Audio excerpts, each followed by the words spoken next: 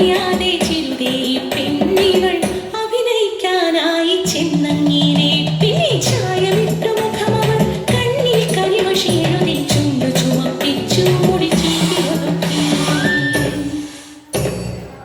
മനക്കലെ തമ്പ്രാട്ടി പോൽ ഉടുത്തൊരുക്കി ഏന് മെല്ലെ അഭിനയമെന്തെന്ന് പറഞ്ഞു തന്നു.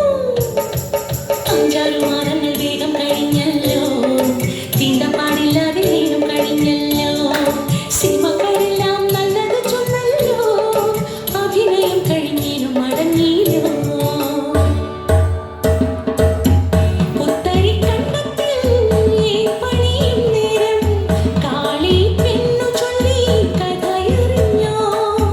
നാട്ടിലെ കൊട്ടകൾ പടം വന്നെന്നാൽ ആദ്യം തന്നെ കാണാനായി ഏനും നീനച്ചേ. വിളക്കണഞ്ഞു, സിനിമ തുടങ്ങി.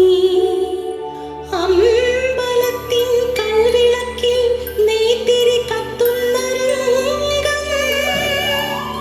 കൂടെ തമ്പ്രാട്ടി വേഷത്തിൽ തൊഴുതു നിൽക്കുന്ന